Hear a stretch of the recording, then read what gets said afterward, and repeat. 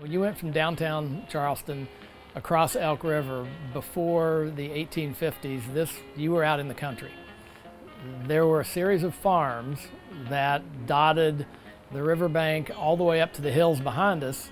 There were actually 5 different farms that were on the west side then. The owners were slave owners, and the farms themselves, we called them plantations. There were enslaved African Americans that worked and lived on the farms, but the numbers of enslaved African Americans was lower than you would have found in Virginia, in eastern Virginia, or in the deep south. The products being raised here were agricultural crops, grains, corn, wheat, and also livestock were raised, cattle, sheep, and so on.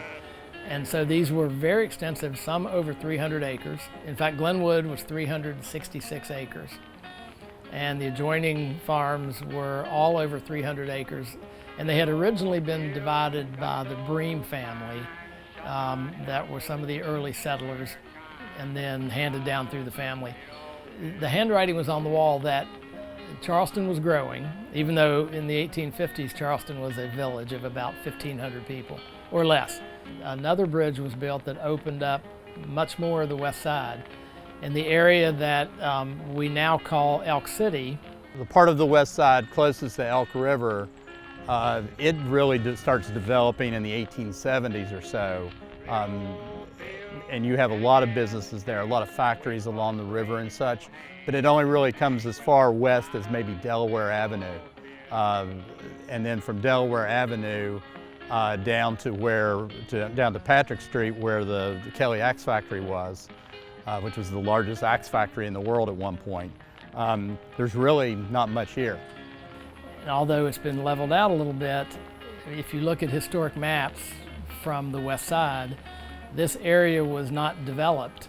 The main reason is that because of the terrain, because it was wet, it was marshy, it was not suitable at the time for houses to be built. In the late 1890s, they built a little golf course called the Glenwood Golf Course, right around where we are right now, which became really becomes Edgewood Country Club. What's today Edgewood Country Club. It eventually moves up on the hill. It was called the Glenwood Athletic Club, named after the Glenwood estate, owned by George Summers, whose house still stands. And then in 1895, one really important thing that happened that helped develop not just the west side, but this entire region, was the coming of the railroad. And that really led to more industry coming, more jobs, more development. And that golf course eventually was moved up to the Edgewood neighborhood. And in 1898, it became Edgewood Country Club, and then Edgewood developed what today is Cato Park Golf Course on the hill, and an amusement park up there in 1906.